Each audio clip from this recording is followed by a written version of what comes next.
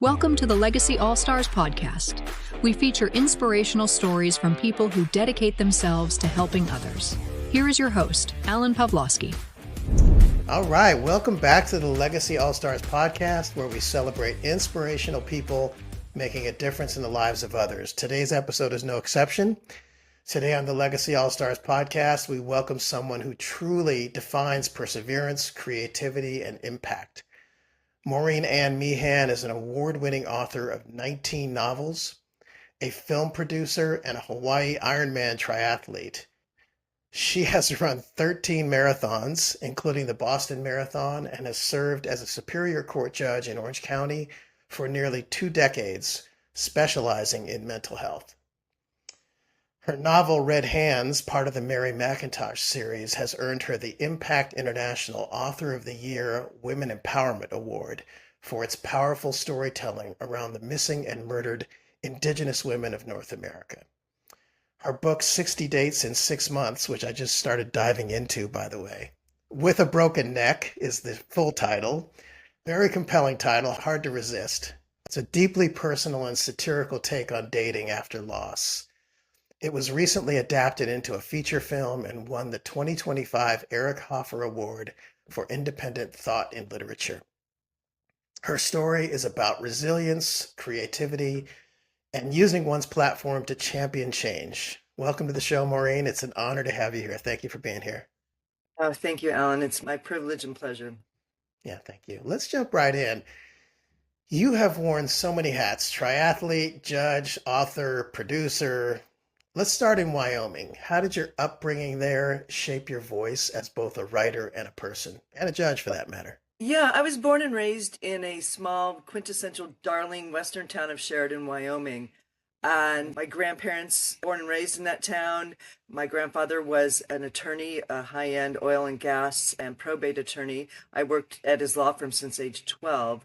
My grandmother was a gourmet chef and musician and actor. So I was raised in a very creative environment and a legal environment. And all my siblings are dentists, so medical. My mom was a labor and delivery nurse and college professor. So raised in an academic, athletic, avid skiers, water skiers, snow skiers, golfers, tennis, swimming. I was raised in a really active environment with a really healthy family that were very, very close. My daughter got married 2 weeks ago in Santa Barbara, and my entire congratulations. family. Love that. Thank you. Yeah, it's I'm done with paying for weddings and college. That's nice. Wow. Yeah, I'm on the grandparent side now, so I I'm have loving that. Yeah, I have a granddaughter as well. So congrats. That's wonderful. On you. Thank you. It's so fun. Yeah. Yeah. So growing up in Sheridan, I guess a hometown, fairly small. Everyone knew everyone. Your parents knew if you got into trouble before you got home. Teachers knew your parents directly. So there was a lot of accountability being raised in a small town in Wyoming. And there's a lot of character. And I think I brought all of Wyoming with me. My 19 legal thrillers are all based in Wyoming, Jackson Hole and Sheridan. My protagonist, Mary McIntosh, is a strong female prosecuting attorney and then FBI consultant over the 19 deep legal thrillers, all for sale as content right now. Hint, hint.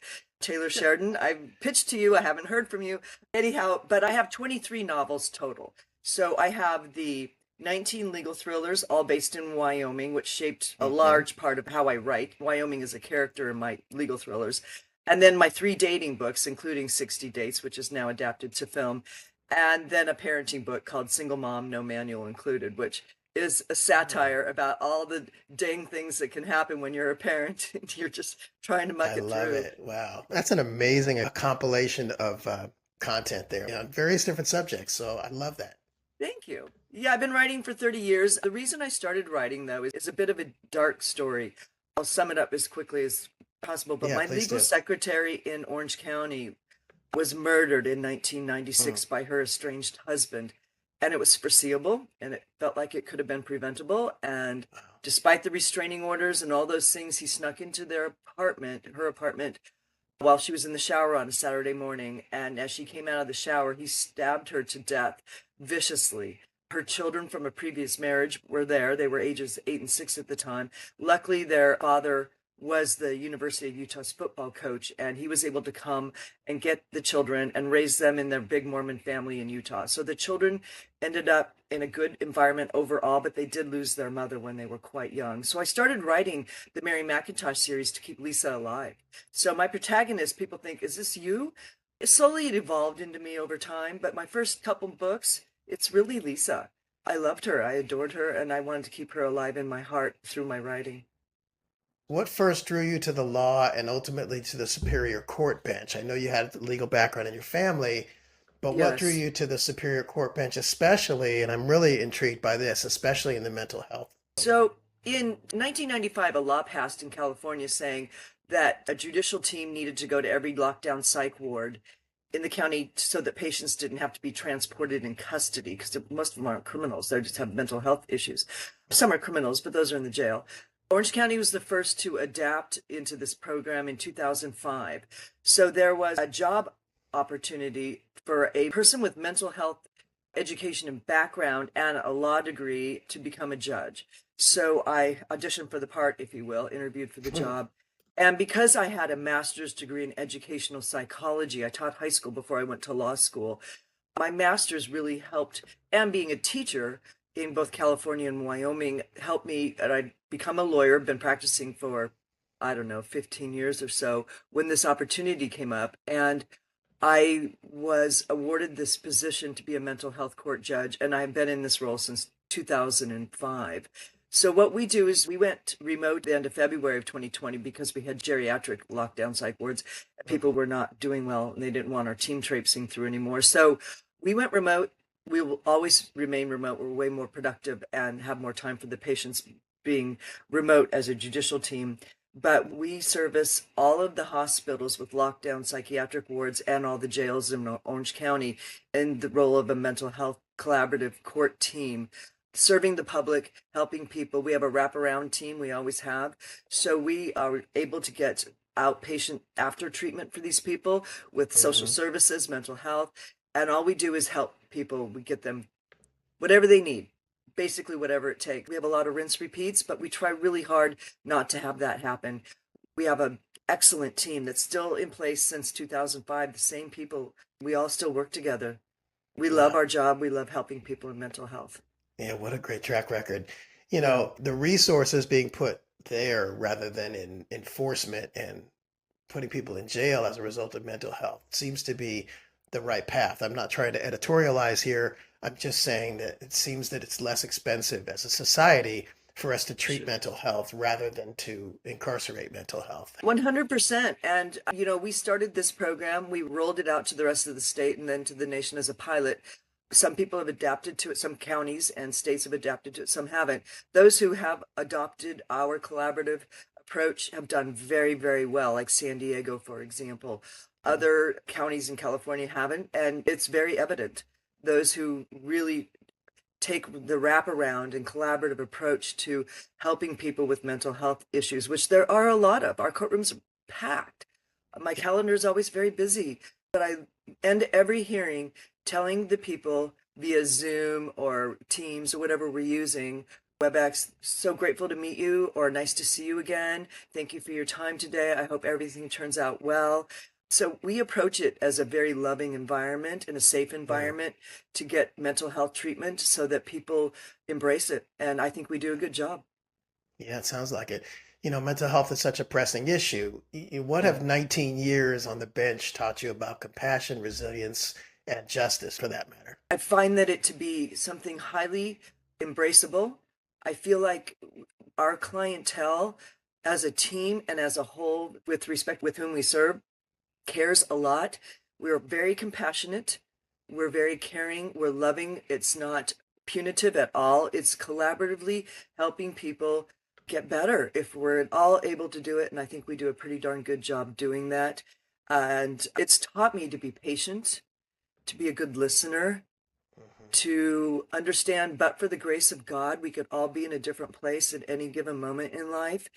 And losing my husband 11 years ago reinforced all of those things in my family, as that the loss and resilience and trying to help people in our mental health program, because I, you know, honestly, I was really depressed when my husband was dying, and my children were depressed, and we did have grief therapy during that process and after. And the grief therapy was critical to us healing as a family. And I encourage people to get help when you need it.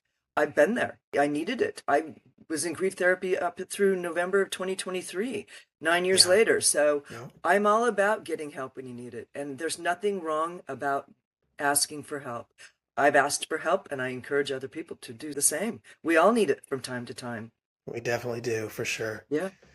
Let's jump into your novels. I want to talk more about your legal thrillers centered around Mary McIntosh, a strong female protagonist. I know you talked about your inspiration for that earlier, but is there a certain degree of yourself reflected in her character? I think at this point, 100% of myself. So through the process of these 19 novels, she, over time, doesn't want to be single anymore, and she gets married to somebody she loves dearly. And then something happens along the way, without being a spoiler alert, that she and her person have to part ways. I lost my husband, so that's how it happened for me, but I didn't want to write it that way. So Hmm. she and her husband, after having 4 children together, they separate ways but remain friends. And I like how that evolved. She tries to date again, it just doesn't work out, and she decides over time that she's happy being whole by herself.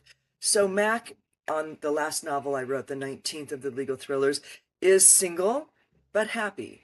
And that's kind of where I am in my world. I'm single, I'm happy, I'm whole, I'm still looking. If you're out there, you know, I'm just kidding, hint, hint, wink, wink. But I bring Mac full circle in my life. So she is me at this point. She's now a consultant for the FBI. And one of her most recent cases is Gilgo Beach, which is about Rex Heuermann, who is standing trial in New York City currently. I think the trial date isn't even set yet for 2026.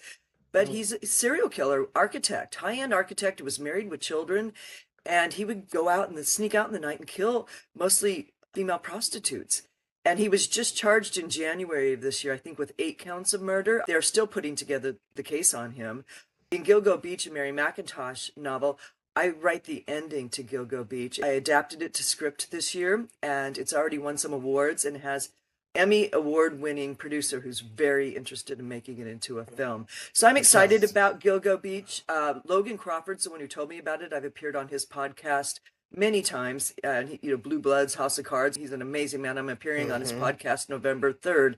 But he's the one who told me about the Gilgo Beach serial killing cases. And so that's how I wrote it this past year. I wrote it January of 2024, right after he was charged. Adapted it last month, and it's already winning awards. So Yeah. proud of that one. But I've got 19 deep in these. Red Hands, which I just won the International Impact Book Award for, has been adapted. So I have 5 adapted from the Mary McIntosh series, all content for sale on Film Freeway, VPF, The Blacklist, etc. And I have a lot of producers interested in it, but I don't have a firm offer yet. So if you're out there Yeah. and you want to buy all the content, that would be super duper. Yeah. I want to talk more about Red Hands. It shines a light on the missing and murdered Indigenous women in North America. What inspired you to tackle that subject? So, being raised in Sheridan, Wyoming, we were just shy of the Montana border and the Crow Reservation. So, Crow Native Americans, my best friend through the 3rd grade was a Crow Native, and have sleepovers at her house and really get to know her dad, who was 100% Crow Native. Hmm. And the Crow Native Americans in Sheridan have a big impact, but we have, I think, 28 tribes in Wyoming. And our rodeo, they do a giant powwow. All the tribes come together. They compete in the Indian relay races, which is a blast. It's a hootenanny. But the powwow is huge. They wear their native wear and they have their horses and their regal, beads. Native Americans are a big part of my culture and a big part of Wyoming. And so I wrote Red Hands because the missing and murdered Indigenous women of North America, these crimes are underrepresented, they're underinvestigated, they're underprosecuted, and it bothers me. The red hand print over the mouth is a grassroots movement to raise awareness about these missing and murdered Indigenous women. And I wrote it because it's near and dear to my heart. I wrote it last summer, adapted it this fall, and I just think it would make such a great movie. It's very similar to Wind River. Wind River is about one woman. This is about all women. And I give the Savannah's Act, all the laws in my novel I talk about the grassroots and these laws that have been passed to try to solve this. But the problem with it is there's jurisdictional issues. You have federal, you have the Bureau, you have the Department of Justice, the FBI, then you have state, problems of enforcement, and then local, and then the tribes, and they all fight for jurisdiction and nothing gets solved. So the missing and murdered Indigenous crime for these women, underreported, like I said, with jurisdictional issues, I think only 2% get reported to the Department of Justice. Wow. I mean, that's criminal in and of itself. I had women near my hometown of Sheridan killed and nothing happens. And in Red Hands, my novel, I have Mac prosecuting a crime that did happen, in fact, outside of my hometown. And she does take it to the end, is catching this person at Devil's Tower, which is in northeastern Wyoming. So it's got a big ending where Close Encounters of the Third Kind it was filmed. It has a big ending, but the fact that these crimes don't get reported and prosecuted bothers my heart a lot. And I would like that to change. If I'm able to sell this and make this movie and make some money out of it, I'm going to donate all of it and create a legal defense fund to try to help prosecute these crimes. I love that. I love that. I love that. This is Legacy All Stars podcast, and it's all about what we do to serve others. And I'm just thrilled to hear your intentions there. Intentions are everything to me, and I'm excited about that. I hope that gets picked up for sure. So do I, for a lot of reasons, but mostly to put an end to this. I mean, this has got to stop. This is not fair. Yeah. So if we want to segue into the movie for a minute. So let's do that. In 6 months with a broken neck. Yeah, well, we can go out of order. I don't mind. Yeah. It's when it won the Eric Hoffer Award in May, I'd already done casting. I'd already adapted it. The screenplay already had won Cannes Film Festival, Best Script of the Year. It's won LA, San Francisco, Berlin, London. The script is very, very good. So adapted, we'd already done casting, and we'd already set our film schedule. So we filmed it from June 21 through July 12th. We all lived together. So it was integrated film. Cast and crew lived with me for 15 days. I cooked breakfast, lunch, dinner for people. There was mattresses everywhere in my house, but we filmed in my house on location. But we also filmed all over Laguna Niguel and Dana Point, including some of my really good friends. Show and Philippe own Bottega Angelina, a gorgeous restaurant. My girlfriend Lauren Johnson owns Noel's Restaurant. We filmed in her speakeasy. We filmed at Bottega Angelina. We filmed at Glass Bar. My friend Rob owns that restaurant. And my friend Diane owns It's All About the Cake. So we filmed at these locations for free, but I did catering through them as a thank you. And then Strands Beach, our botanical gardens in Laguna Niguel, and then pickleball at our elementary school. So we filmed everything in Laguna Niguel and Dana Point. The film turned out beautifully. I actually got the last edificated version of it last night and send it to my publicist and my agents, and it is being pitched to Byron Allen today as we speak. Nice. So Freestyle Media Group, Byron Allen would be a really good place for this movie to land. I really believe in him. He's produced, I believe, about 120 independent films this year. This is an independent film. I am the executive producer. I was the budget. I am the budget. I would like to make the budget back if I could. But it's an independent film being pitched as we speak. You heard it first. So only Alan and Legacy All Stars knows first that it's being pitched right now to Byron Allen of Freestyle Media Group. And I really think that we would be a really good partnership. So, bringing right along to that, the title is great. And I started reading the book myself. So I know the story behind why With a Broken Neck exists. And I was just compelled by this. I think the teaser of explaining the broken neck part would be really compelling for our audience. Yeah. So what happened was I got up early and I was hungry. And I had gone out with my girlfriends the night before to a happy hour, and I just didn't eat enough food. So I woke up in the early hours of the morning on a Saturday, and I went downstairs. I live alone. I didn't have my phone with me. My phone was on my nightstand, and I was going to reheat that salmon that I'd taken home with me the night prior. And I had the salmon in the microwave, and I was reaching for the fridge door to get sriracha sauce, because who wouldn't want your sriracha sauce on your salmon? And I kind of just missed the refrigerator door. My handle was a little loose at the time, and I fell straight backwards in my kitchen. I broke my neck and had a brain bleed. Very, very serious. I woke up about an hour later. It knocked me out. I wasn't able to brace myself. I went down so fast and hard. So I cracked my head open. I broke my neck, and I knew it because I went to try to roll over, and I didn't have the use of my right arm. So I had some paralysis as a result. It was a very serious break. I knew it was broken immediately because I'm fused from the top of my neck to my tailbone. Now I'm fused all the way from C1 down because of scoliosis that advanced over my lifetime. I had severe scoliosis as a child and then an adult. So it took me an hour and a half to crawl upstairs to get my phone to dial 911. Thank God for Mission Hospital in Mission Viejo. The ICU team saved my life. I was fading. I saw the light when the ambulance arrived. It was a very serious scene. It's in the movie because it happened. It's part of the movie. It's part of the novel of the resilience of recovering from a broken neck in January of 2024.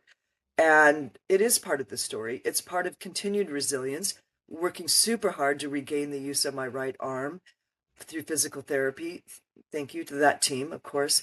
And I got home from the ICU on a Wednesday, and I had a date on a Friday night. He came to my house because I couldn't drive. I didn't have the use of my right arm yet, so he had to open the bottle of wine, but we shared a bottle of wine and a lot of laughs, and he was lovely. We're still friends to this day. It didn't work out as a date, but it worked out as a friendship. Yeah, like I mean, look, it's funny, but it's tragic at the It same was time. tragic. And look, do you attribute some of your ability to recover so quickly with all your lifelong commitment to health and fitness? Health and fitness that's the first thing I look for when I'm dating is health and fitness. It's a big part of my life. I exercise every day. I eat very clean and healthy. I still wear my jeans from junior high. I can because I work hard for it. But I will only date people who are like-minded in health and fitness, mental health, physical health, emotional health. EQ matters to me a lot. I want to be with somebody who's extremely healthy in all aspects of their life. Yeah.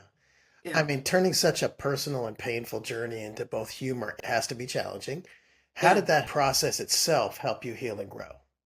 Well, when I wrote it, a lot of people, family and friends, were not encouraging of it. They're like, that's, you're putting yourself way out there. And from my opinion of it is this is real. I have flaws and I'm overcoming. I'm still working through things. I'm always going to be evolving. And sharing it, I thought, was very personal. And I think that's why it won the Eric Hoffer Award, because it is about recovery. It's about growth. It's about risk and reward and potential, and always trying to be better and improve upon your life, and sharing something so deeply emotionally and personal. The dating, the broken neck, the human story to this was important to me. And again, I had some very big naysayers. And then when I decided to adapt in film, there were a lot of people like, are you out of your mind? You're going to put your money and your name behind this? And I said, yeah, hold my halo. I'm going to try something new. I'm going to become a movie producer this year. It's going to be hard. The learning curve is going to be very steep, and it remains steep. Trying to get distribution as we speak right now is hard. But, trying something new is good for you. And as we get older, I think it's great to continue to do new things, learn a new business. I created my own film, LLC, a production company this year. That was a leap of faith, but in my opinion, faith is the most important thing we have. Faith, family, friendships, you know, all of those things matter. And faith is number one, believing in yourself, but believing in your higher being is a big part of my life. I went to mass last night with my girlfriend and we prayed together. We had dinner together. I think that all those deep friendships and commitment to your faith are who we are. And that's how I live my life. And I want to be with a like-minded, you know, family, friends, hopefully sometime a future dude.